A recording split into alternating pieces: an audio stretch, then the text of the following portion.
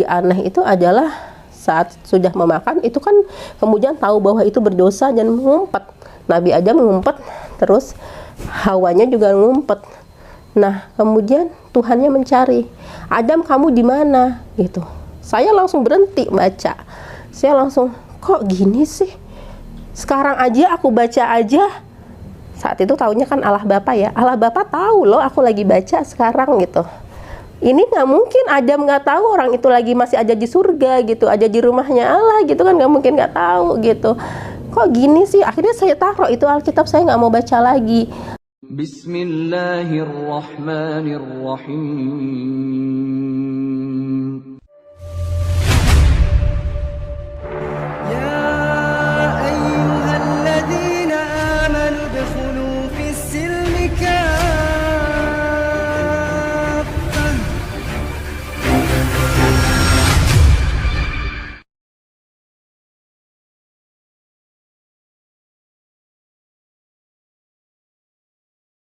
Assalamualaikum warahmatullahi wabarakatuh.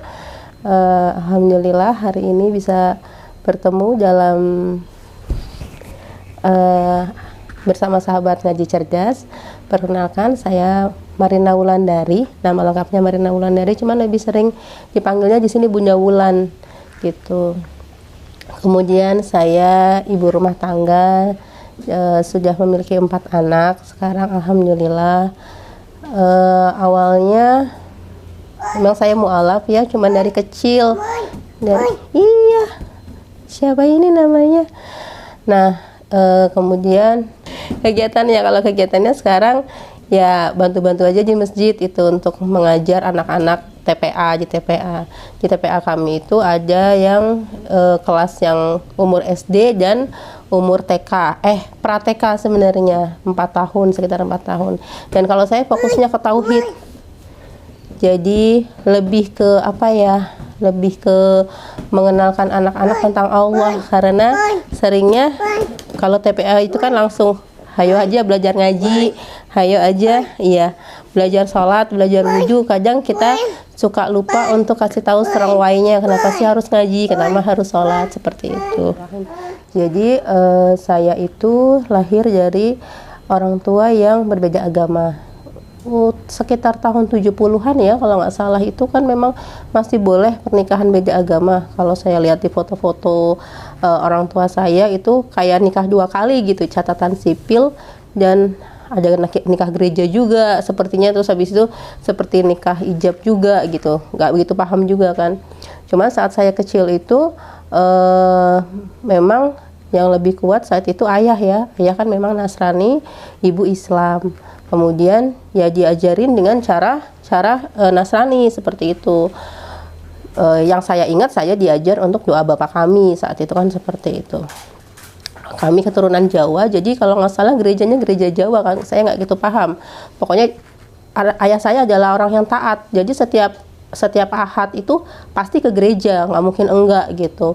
Kemudian juga sekolah minggu, saya dan kakak saya saat itu disekolahkan ke sekolah-sekolah swasta yang itu memang maksudnya ya kalau sekolah swasta zaman dulu kan disiplin gitu ya, disiplin. Kemudian pelajaran agama itu memang sangat ada banget gitu di dalam pelajaran sekolah itu, ke gereja apa segala macam. Sampai itu dari TK, kemudian SD kelas 1 ternyata, jadi waktu saya kecil kan saya nggak paham, saya cuma tahu saya diajak sama ayah saya pergi gitu. Waktu itu diajak, nanti kita ke kota Empe-Empe, waktu itu seperti itu. Terus ya udah kita pergi, kita berangkat. Waktu itu nggak sama ibu, cuman bertiga aja tuh, naik kapal segala macam. Dan itu buat saya yang waktu itu umur 6 tahun itu pelajaran yang perjalanan yang sangat menyenangkan gitu kan. Excited sekali kita saat itu. Nah sampai di sana saya sekolah di SD kelas 1 itu di sekolahan Protestan bersama kakak, dan kami hanya bertiga di rumah gitu. Ternyata ayah dan ibu saya sudah pisahan saat itu, cuman entah kenapa hak pengasuhan ada di ayah. Harusnya kan di bawah, harusnya di ibu ya, karena kami kan di bawah umur. Saya 6 tahun, kakak saya 10 tahun, sehingga harusnya kan di bawah. Coba nggak tahu itu bagaimana caranya, itu bisa dibawa sama ayah kami berdua. Nah, karena kami cuman bertiga di rumah, kalau bahasa sekarang kan gabut ya. Pulang sekolah itu nggak apa namanya, nggak punya teman, saya nggak berani keluar kan, karena lingkungan baru juga. Kalau kakak saya kan cowok, jadi dia pulang sekolah ganti baju langsung main. Ayah saya kerja dari pagi gitu, pulang baru nanti sore.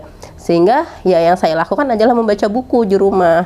Itu semua buku, ayah saya kan memang juga suka beliin buku-buku gitu ya. Buku-bukunya buku-buku Nasrani. Jadi buku Nabi Musa itu digambarkan dengan gambar yang warna-warni bagus sekali seperti itu. Sehingga saya kisah Nabi Musa itu senang banget dengan cara penceritaan yang dari kisah Nasrani ya. Kemudian sampai sudah berapa bulan itu kan sudah habis itu bahan bacaan, udah nggak ada lagi yang dibaca, bosen kan, mau keluar juga nggak berani. Akhirnya saya buka-buka tuh buku-bukunya ayah saya, lebih nggak menarik lagi. Jelas anak umur 6 tahun megang buku yang ayah saya saat itu kan kerja di perusahaan buku ya, ensiklopedia. Jadi dia ya buku-bukunya buku-buku pemasaran gitu-gitu kan, kita kan nggak ngerti ya waktu itu. Nah, akhirnya saya itu malah memilih membaca ya, namanya itu Allah yang tuntun ya. Saya membaca Alkitab. Jadi Alkitab itu adalah yang paling besar saat itu, paling tipis kertasnya gitu. Tapi saya pikir waktu saya buka itu kan kitab Kejadian yang di awal. Itu kayak semacam cerita kan. Jadi itu wah lumayan nih gitu, bisa buat cerita, dan ini nggak akan habis-habis nih ceritanya, sehingga nggak akan gabut lagi gitu. Kalau pikiran saya waktu zaman kecil nih, nggak akan bosen lagi nih di rumah nih, seru gitu. Udah, terus saya baca di halaman tiap halaman pertama itu kan tentang penciptaan langit dan bumi, dan itu ada yang tentang Tuhannya itu menciptakan langit dan dia suka dengan penciptaannya. Tuhannya menciptakan bumi, dia suka dengan penciptaannya. Itu seperti apa ya? Seperti menciptakannya nggak sengaja gitu loh. Jadi nyoba nyiptain, oh oke, ternyata ciptaannya oke gitu, seperti itu. Cuma waktu itu waktu masih kecil cuma oh gitu ya caranya, masih gitu kan gitu. Kita masih mikirnya seperti itu. Kemudian akhirnya yang di hari ke-7 itu kan Tuhannya libur. Saya kan mikirnya, oh sama dong kayak aku juga sekolahnya libur gitu kan kalau hari Minggu gitu. Oh sama ya berarti ya, oh gitu, masih gitu, karena ya namanya juga nalar anak kecil saat itu gitu. Cuman memang sebenarnya saya itu ayah saya, kayak saya ingatkan dari ayah saya, karena kan memang kalau untuk anak perempuan itu kan ayah itu figur yang memang first love ya, terus jadinya terngiang-ngiang selalu gitu kan. Ayahnya ngapain aja pasti itu banget, ingat banget. Nah, ayah saya itu selalu kalau misalnya kita mau makan juga selalu ngajak berdoa, dan bilangnya kita syukuri hidangan makanan dari saat itu bilangnya Allah ya, makanan dari Allah saat ini gitu. Jadi saya juga merasanya bahwa rezeki apapun itu dari Tuhan gitu kan. Jadi konsep-konsep ketuhanan sebenarnya memang saya tahu dari ayah saya gitu. Cuman fitrahnya ya alhamdulillah saya itu menangkapnya bahwa Tuhan itu ya semaha kuasa itu, dia mampu untuk memberikan rezeki kepada saya, makanan kepada keluarga kami juga. Saya nggak pernah merasa takut sendirian, padahal kan selama di Palembang itu bener-bener sendirian aja gitu di rumah gitu. Anak umur 6 tahun, malah abang saya tuh yang sering kalau malam-malam ke kamar mandi, Lan ayo temenin gitu. Saya nggak ngerasa takut karena saya ngerasa ada Tuhan gitu yang mengawasi saya gitu, yang melindungi saya. Jadi saya nggak ngerasa takut seperti itu. Nah, sehingga konsep bahwa Tuhan itu maha kuasa, maha besar itu sudah ada sebenarnya dari situ. Nah, waktu di saat saya hari berikutnya gitu kan, saya baca lagi Alkitab satu lembar gitu. Saya baca sampai di kejadian yang Nabi Adam memakan kalau kita buah khuldi ya gitu. Nah, saat Nabi Adam memakan buah khuldi itu kemudian yang saya jadi aneh itu adalah saat sudah memakan itu kan kemudian tahu bahwa itu berdosa dan mengumpet. Nabi Adam mengumpet terus Hawanya juga ngumpet. Nah, kemudian Tuhannya mencari, Adam kamu di mana? Gitu. Saya langsung berhenti baca. Saya langsung, kok gini sih? Sekarang aja aku baca aja. Saat itu taunya kan Allah Bapa ya. Allah Bapa tahu loh aku lagi baca sekarang gitu. Ini nggak mungkin Adam nggak tahu orang itu lagi masih ada di surga gitu, ada di rumahnya Allah gitu kan, nggak mungkin nggak tahu gitu. Kok gini sih? Akhirnya saya taruh itu Alkitab, saya nggak mau baca lagi. Terus sorenya saat ayah saya datang, saya langsung nanyanya, ayah Tuhan Yesus itu gimana sih? Gitu. Jadi saya nggak nanya Tuhan Yesus itu siapa, Tuhan Yesus itu tapi saya tuh gimana, itu maksudnya itu konsep sebenarnya kan, nanya konsep itu sebenarnya. Cuman ayah saya mungkin karena pulang kerja kemudian sudah itu pertanyaan anak kecil, nggak digapai banget gitu. Jawabnya cuman ya yang seperti di bukumu itu, yang seperti di buku-buku cerita yang dia belikan untuk saya itu. Dan itu tidak menjawab pertanyaan buat saya gitu. Nah, setelah beberapa bulan kemudian ternyata ibu saya mungkin bisa ngurus di sidang gitu kan, sehingga pengasuhan kembali ke ibu. Jadi kami dijemput, dikembalikan ke Semarang. Waktu itu kan ibu sedang pegang cabang di Jawa Tengah ya gitu. Kemudian kami ke Semarang. Nah, di sana kalau dengan keluarga ibu kan, ibu tinggal dengan nenek, dengan adik-adiknya di rumah besar gitu kan. Terus tante saya itu nanyanya juga nggak, maksudnya nggak aja juga yang ngasih tahu, Wulan Islam tuh gini gitu, enggak juga nggak begitu, langsung kamu milih mana, langsung gitu. Anak umur kelas 2 SD ya, jadi 7 tahun nggak sepertinya saat itu. Saya langsung ditanya, kamu milih mana? Dan saya juga langsung enggak, saya milih Islam gitu, langsung bilang gitu kan. Kemudian didatengin lah, itu masih saudara, untuk ngajarin ngaji gitu. Ajarin ngaji itu kan saya diajarin untuk sholat, bacaan-bacaan sholat, kemudian surah-surah pendek sampai kepada Al-Ikhlas. Pada surah Al-Ikhlas itu yang saya bilang, nah ini yang bener nih gitu, maksudnya ini yang make sense banget gitu loh, ini yang selama ini saya rasain, dan ini yang ya harusnya kayak begini gitu loh, nggak seperti yang di Alkitab yang waktu itu saya baca seperti itu. Nah, itu sampai 2 tahun kami, saya kelas 2, kelas 3 di sana. Kelas 4, kelas 5 itu ternyata ayah dan ibu rujuk kembali. Nah, cuman saya sudah nggak bisa untuk ngikut ke Nasrani kan ya, secara dalam hati itu sudah Islam gitu. Saya sudah hafal bagaimana caranya sholat gitu kan, saya sudah mulai hafal beberapa surat pilihan. Jadi kalau misalnya ngaji sore, ayah saya taunya saya main gitu. Jadi saya bilang, dikiranya saya main, padahal sebenarnya saya ngaji gitu. Terus saya pulang itu ya dari main, dikiranya dari main gitu. Terus kemudian kalau saya sholat juga saya kunci pintu gitu. Mungkin ayah kerasa gitu, digedor gitu kan, ngapain gitu kan. Tapi ya saya diem aja gitu. Itu sempat 2 tahun lah. Kemudian akhirnya mereka berpisah beneran, terus ya udah. Dan itu apa ya, Masya Allah ya, Allah tuh kasih saya memang nggak yang susah-susah ya. Kita tuh kalau misalnya dikasih petunjuk itu pasti bertahap gitu, satu-satu. Saya waktu itu juga cuman fokus aja taunya tentang Allah, tentang sholat, udah puasa gitu kan. Saya puasa walaupun teman-teman saya masih sekolah di sekolah Kristen saat itu, satu sekolahan nggak ada yang puasa, saya aja yang puasa gitu kan. Cuman ya itu masalah apa ya, anak umur segitu ngerasanya ini sudah merasa yang benar, itu ya alhamdulillah gitu kan, memang fitrahnya seperti itu. Nah, itu baru tahun Nabi Muhammad malah SD kelas 6 karena sekolah di sekolah negeri. Saya baru tahu rukun iman, rukun Islam, apaan itu ya, nggak tahu gitu kan. Terus tentang Nabi Muhammad, oh ada Nabi Muhammad, oh ada nabinya. Itu baru di kelas 6, sampai sekarang masih belajar terus seperti itu. Sekilas seperti itu, Ustadz. Malah dari Alkitab. Jadi Alkitab yang perjanjian lama sama perjanjian baru. Kalau ayah saya pakainya perjanjian lama, perjanjian baru. Harusnya kan cuma perjanjian baru ya kalau nggak salah ya. Tapi itu kami punya yang perjanjian lama, perjanjian baru yang tebel banget itu, yang sebesar ini, dengan kertas yang tipisnya kayak apa ya, kertasnya tipis banget ya lah. Pokoknya yang tipis banget itu gitu. Kok ya iseng gitu dibaca. Di tulisannya juga kecil-kecil gitu kan. Wajahnya kayak gitu. Sebenarnya saat baca buku cerita itu ya, saat lihat Nabi Yesus, Tuhan Yesus itu kan bingung ya. Dia serupa sekali sama kita gitu. Padahal bayangan saya Tuhan itu pasti keren banget, nggak bisa dibayangkan gitu. Dia bisa ciptain macam-macam gitu. Sudah seperti itu sih, sudah membayangkan kayak gitu. Kalau namanya Tuhan itu pasti nggak sama seperti manusia. Makanya waktu ada Allah Bapa, ada Tuhan Yesus, itu belum ngomongin Tritunggal ya, karena saya juga masih nggak mudeng.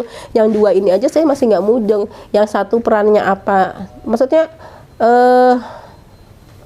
gimana ya konsepnya ke saya, yang kalau ayah saya ngajarin kita bersyukur hari ini atas hidangan hari ini gitu, itu kan paham gitu, saya paham.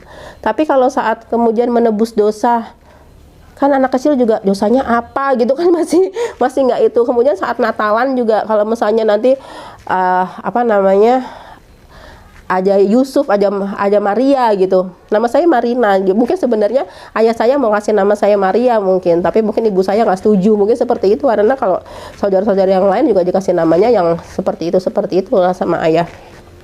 Itu waktu Natalan itu jadi MC ceritanya. Jadi saya nggak jadi salah satu pemeran, sehingga saya tahu whole story gitu kan. Saya baca semua alurnya gitu. Dan itu buat saya membingungkan juga gitu loh. Nggak beda banget setelah kemudian bisa akses sirah nabawiyah, itu beda gitu kan, itunya seperti itu. Jadi kalau yang dari kecil sebenarnya konsep Tuhan Yesus itu yang saya sudah bingung duluan gitu.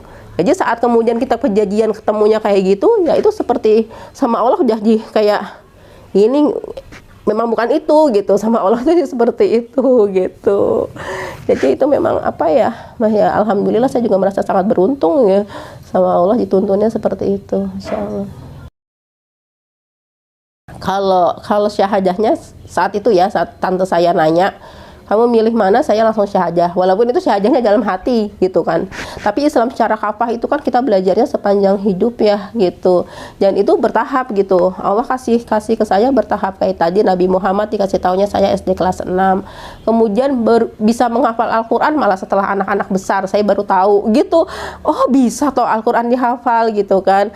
Kemudian apa namanya, bahwa kita kalau punya masalah apa-apa bisa nanya ke Al-Quran gitu.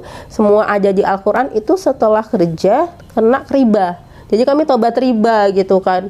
Dan itu Masya Allah banget gitu, itu benar-benar yang mengharu biru gitu.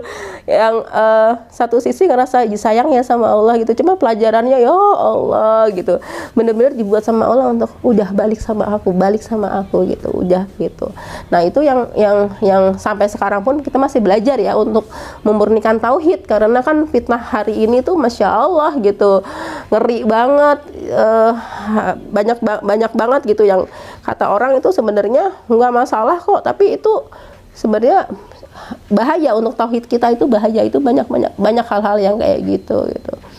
Makanya saya waktu diminta untuk ngajar di TPA pun saya nggak berani ngaji alif bata gitu, karena saya juga masih celat, masih belajar, masih segala macam. Tapi saya mencoba berbagi di masalah tauhid ini gitu, karena banyak sekali orang tua yang ternyata mereka lupa ngasih tahu Allah itu ya nak seperti ini. Kamu ya nak, Allah yang ciptain. Itu tuh sering lupa orang tua. Dan saya pernah ngumpulin anak-anak tuh, saya nanya, siapa yang tahu Allah? Ada yang bilang nabi, ada yang bilang malaikat. Mereka itu anak yang lahir dari keluarga Islam gitu loh, dari keluarga Muslim gitu. Saya sampai ya Allah, sampai saya ketakutan, terus nanya ke anak-anak saya, Bunda udah pernah belum cerita tentang Allah dulu waktu kamu masih kecil? Udah gitu. Jadi kita sering lupa gitu kan, dan itu yang kemudian membuat generasi sekarang itu ya gitu, jadinya banyak Islam KTP-nya gitu kan, seperti itu. Jadi ya ternyata kan strugglingnya itu sebenarnya nggak cuma dari orang yang dari tadinya Nasrani atau bukan Muslim kemudian jadi Islam, tapi juga strugglingnya adalah orang-orang yang dilahirkan di dalam keluarga Islam itu lebih gitu, karena kita sering abai gitu, mikirnya aku sudah Islam, pasanganku Islam, anakku lahir tentu akan Islam. Belum tentu juga gitu kan, belum tentu juga dia akan punya iman, karena iman nggak diwariskan kan, iman nggak diwariskan gitu. Jadi harus diajarkan, harus dididik, harus dikasih tahu ke anak-anak seperti itu. Ya jadi kalau saya ngerasanya itu saat apa namanya, saat di dulu waktu, karena sebenarnya emang saat masih kecil ya, di waktu saya Nasrani itu sempat dibaptis apa segala macam, itu kan lebih banyak ritualnya ya gitu. Jadi kita ke gerejanya bagus gitu kan. Nanti abis itu saya memang paling senang ya waktu apa, kalau bahasa kita sekarang sedekah kolekte ya, itu dibagiin, terus kita nyanyi gitu kan, nyanyi juga saya juga karena suaranya jelek gitu jadinya banyak nggak fit innya gitu sebenarnya gitu. Saya ngerasa aduh, kalau jadi orang yang dia memang Nasrani taat, harusnya memang suaranya yang bagus ya gitu, yang cantik ya gitu kan, pakai bajunya yang cantik gitu, terus bisa nyanyi gitu, seperti itu. Jadinya suka apa ya, sebenarnya pengen gitu, pengen jadi orang yang taat saat diajak sama ayah saya ke gereja. Tapi kalau orang taat itu harus bisa nyanyi, saya kesusahan sekali gitu kan. Sedangkan saat saya di Islam itu kita kan nggak harus bersuara bagus gitu, kita bahkan pakainya mau kena, jadi nggak ketutup ya, nggak kelihatan apa namanya, nggak kalau zaman saya dulu, saya kan dari kecil memang pecicilan ya modelnya pecicilan gitu, nggak bisa rapi. Kalau misalnya pakai rok ya nggak bisa, roknya tuh yang jadi rapi terus gitu tuh nggak bisa, namanya anak-anak kan gitu kan. Padahal kalau misalnya lagi ada acara gitu, acara Natal apa acara Paskah itu, jadi kayak kelihatan kayak lusuh gitu jadinya nggak bagus banget gitu. Padahal jadi agak gimana ya, ini sebenarnya kalau saya lusuh gitu, saya termasuk orang yang taat apa enggak sih gitu kan, kayak suka gitu kan. Kalau di Islam nggak ngebahas kayak gitu kan. Yang penting adalah doanya gitu, dan semua doa yang diajarkan itu ngena ke hati gitu kan. Itu tadi Al-Ikhlas misalnya, kemudian apa namanya, surah-surah pendek, kemudian doa iftitah. Kalau dulu saya diajarkan doa iftitah sama guru saya itu yang tiga doa itu yang membersihkan dosa. Saya lupa sekarang, karena sekarang saya pakainya yang Allahumma apa namanya, Allah akbar kabira walhamdu gitu. Tapi kalau sebelumnya kan diajarinnya yang innal khotoyaya yang itu gitu. Nah itu kan dan dikasih tahu artinya apa gitu kan. Yang artinya itu sebenarnya nggak butuh dibahas panjang lebar sama guru saya, karena saya jadi oh iya ya, kalau misalnya kita berdosa, kita punya salah, nanti kita minta ampun, Allah akan mengampuni, seperti itu.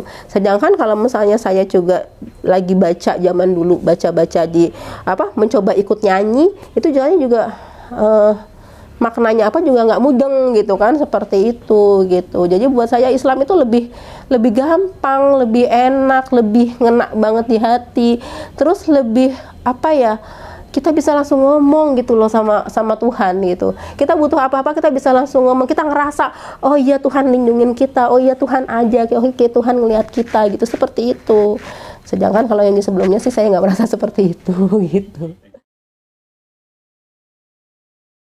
Kalau kalau yang dari orang tua ya, kalau dari ayah itu ya memang itu ya, yang saat kita masih bareng-bareng yang di Jakarta itu, jadi ngumpet-ngumpet untuk jadi Islam di itu ayah, nggak, supaya gimana caranya biar nggak ketahuan ayah, itu juga sebenarnya buat saya berat ya. Anak umur berapa ya waktu itu, 9 tahun, anak umur 9-10 tahun, saya waktu itu berusaha untuk megang iman. Satu sisi orang yang paling saya sayang saat itu kan ya, itu nggak ada di kubu saya gitu. Jadi gimana sih rasanya sebenarnya di dalam hati itu kayak pergolakan batin. Tapi kalau saya disuruh untuk menukar rasa sayang saya sama ayah saya, ya nggak bisa juga gitu, karena saya lebih takut sama Tuhan saya gitu.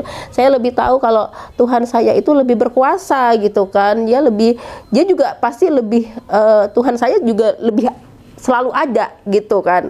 Kalau ayah saya kerja lah, apalah segala macam, nggak mesti ada gitu. Tapi kalau Tuhan saya kan selalu ada. Jadi kalau saat itu disuruh milih pun, saya tetap akan milih Tuhan saya saat itu kan, seperti itu.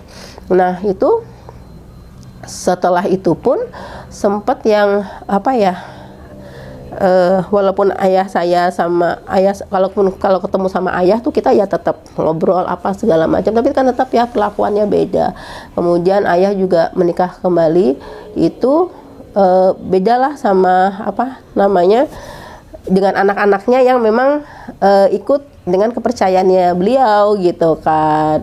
Sampai yang paling menurut saya nggak enaknya itu adalah saat saya waktu itu mau nikah, kemudian ya saya bilangnya aku nggak bisa nikahin kamu loh. Padahal sebenarnya maksud saya bukannya mau nikahin, cuman ya minimal saya diantar untuk ke wali gitu kan, apa namanya, ada ayah gitu di situ maksudnya. Dan itu apa ya,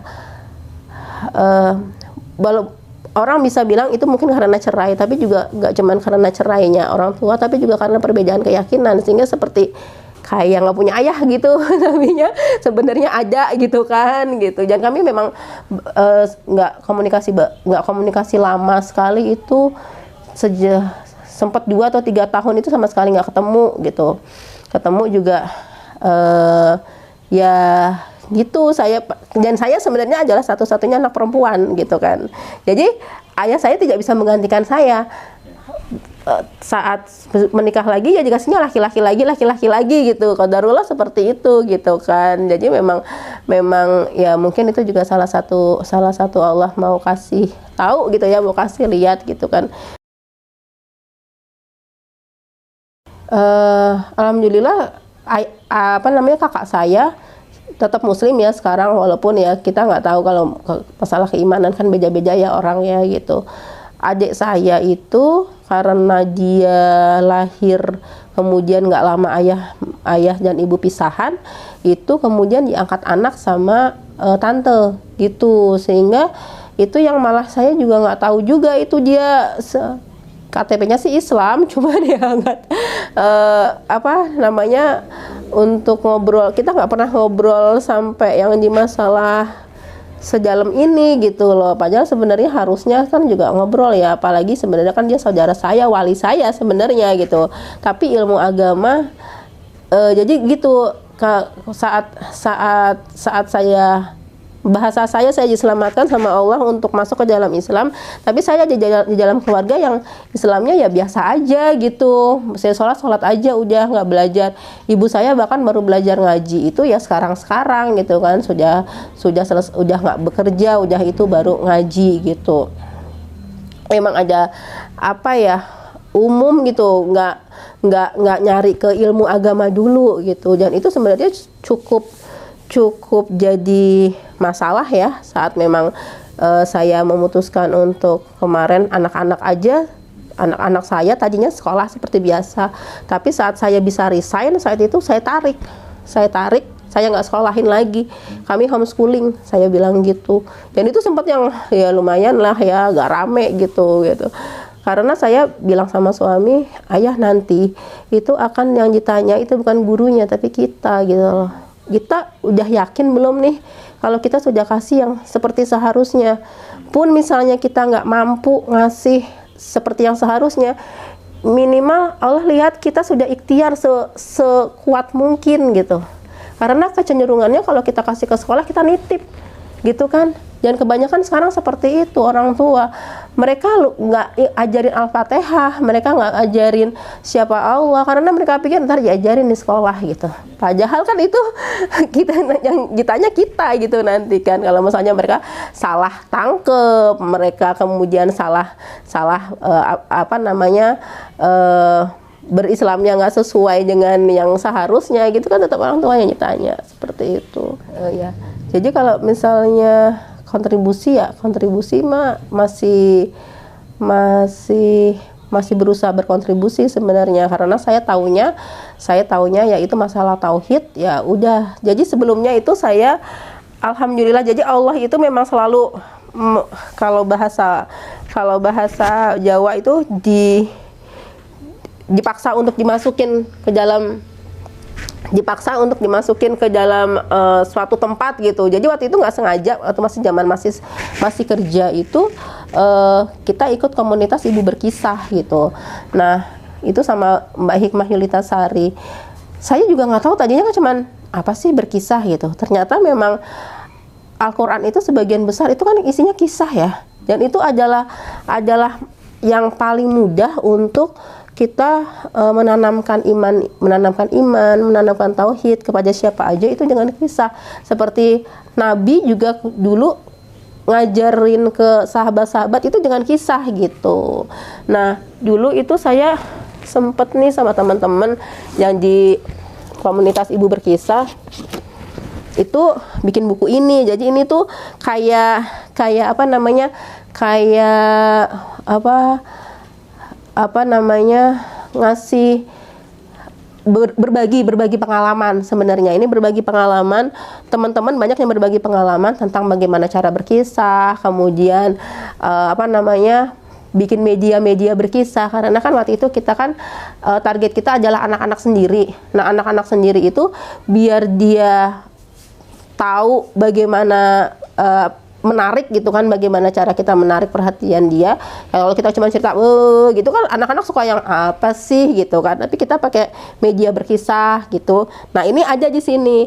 Kalau saya di sini malah nulisnya tentang mualafnya saya. Jadi nggak tahu kenapa saat itu kan disuruh bikin buku, terus saya tuh nulisnya itu kayak saya padahal waktu itu mikirnya kayaknya nggak nyambung deh. Terus saya kasih ke Mbak Hikmah, kan kata Mbak Hikmah, nggak apa-apa Mbak Wulan, ini ditulis aja, taruh di sini ya gitu, karena itu fitrah gitu, itu fitrah anak, dan itu memang harus apa namanya disadari juga gitu kan sama orang tua gitu, seperti itu. Ini waktu itu pernah sih bikin buku ini. Kemudian saya juga sering berbagi sama teman-teman tentang berkisah waktu itu. Dan berkisah ini saya pakai banget untuk saat di TPA gitu, untuk ngajarin ke anak-anak. Kemudian kalau waktu saya maksa anak-anak bukan maksa anak-anak ya, ngambil dengan paksa anak-anak dari sekolah itu, terus pakai kurikulum. Jadi kan sebenarnya ada kurikulum keluarga. Jadi saya akhirnya kan mau nggak mau harus belajar lagi kan gitu kan, gimana caranya untuk apa namanya, sebenarnya anak-anak tuh harusnya belajarnya apa sih gitu. Sebenarnya harusnya belajar matematika itu harus sebanyak itu kah gitu, atau belajar IPS itu harus tahu segitu banyak kah gitu. Itu kan juga akhirnya saya mau nggak mau belajar gitu. Dan ini saya itu ikut Home Education Based Akhlak and Talent Community, hebat komunitas hebat gitu, yang di area sini ya, Bojonggede. Kami waktu itu belajar sama almarhum Ustadz Hari Santosa, kemudian sama Ustadz Aat juga, banyak guru-guru gitu kan. Nah, ini cerita banyak ibunda-bunda yang dihebat termasuk saya waktu itu, bagaimana kalau di saya itu bagaimana Allah itu memberikan kami kurikulum. Jadi sebenarnya setiap keluarga itu kan sama Allah sudah Allah takdirkan ya. Ada keluarga yang dia saintis, ada keluarga yang dia adalah apa namanya relawan gitu kan, ada keluarga yang dia core-nya apa gitu. Itu sebenarnya sudah Allah takdirkan, cuman kadang kita tuh nggak ngeh gitu, kita lupa mencari ke dalam diri kita lupa mencari ke dalam keluarga kita, apakah jalan kita itu sudah sesuai dengan apa yang Allah takdirkan. Itu sering kalinya lupanya seperti itu, karena ngikutin arus, ngikutin katanya sekarang yang benar adalah harus sekolah seperti ini. Tapi kadang kita lupa anak itu sebenarnya ditakdirkan sama Allah kemana, itu kita sering nggak ngecek lagi gitu, seperti itu. Nah, ini sih bareng-bareng apa namanya buku bareng-bareng apa namanya bunda-bunda yang mencoba untuk kembali kepada fitrahnya untuk mendidik anak, seperti itu. Terus kalau yang ini sih, ini romantisme kalau ini. Jadi ini saya buat untuk ibu saya gitu. Karena walaupun setelah setelah kita sudah punya anak baru kita ngeh ya, oh ternyata orang tua itu efeknya ke kita tuh baru kerasa seperti apa itu setelah kita punya anak gitu. Jadi ini saya persembahkan untuk ibu saya dengan segala keterbatasan saya, segala kekurangan saya sebagai anak gitu kan. Semoga menjadi pelipur beliau selama ini udah membesarkan anak yang banyakan nanyanya, banyakan ngeyelnya gitu kan, seperti itu. Sebenarnya seperti itu gitu. Terus saya selalu pakai banyak buku-buku bagus. Sekarang kan alhamdulillah ya buku tuh banyak gitu, bagus-bagus gitu. Seperti ini gitu. Bagaimana kalau buku-buku ini tuh, jadi dia bisa bagaimana caranya kita bisa melihat ke alam, kemudian ngajak anak untuk banyak ingat Allah gitu, seperti itu. Banyak sih. Jadi kalau saya bisa sharing ke semua sahabat ngaji cerdas sini ya, Islam itu sebenarnya agama yang kalau kata tante saya itu mudah tapi jangan dianggap mudah gitu. Terus apa namanya, ya udah kalau misalnya memang kita disuruhnya, kalau saya bahasa saya dulu samina wa ata'na ya, zaman saya tobat riba itu bener-bener harus samina wa ata'na gitu, karena kalau enggak itu nggak akan selesai gitu. Rumah ini itu tadinya jadi agak panjang ini Ustadz. Rumah ini itu tadinya sudah saya relakan untuk biar aja deh dipegang sama diserahkan ke bank gitu, karena saya sudah takut dengan dosa ribanya. Waktu itu masih ada uang untuk bisa bayar cicilannya, tapi saya udah takut nih sama dosa ribanya. Kalau bayar ribanya itu kan berarti kan sudah dihitung zina dengan bapak sekajung sendiri gitu kan, seperti itu. Tapi waktu saya sama suami sudah, ya udah deh terserah Allah gitu. Tahu-tahu ada orang tuh yang datang, dia bilang, Lan, ini gue ada duit, lo pinjem deh sana buat bayar utang gitu. Jadi pertolongan Allah itu bisa dari mana aja saat kita berusaha samina wa ata'na gitu loh. Saat kita berusaha, Allah suruh apa, udah nurut aja.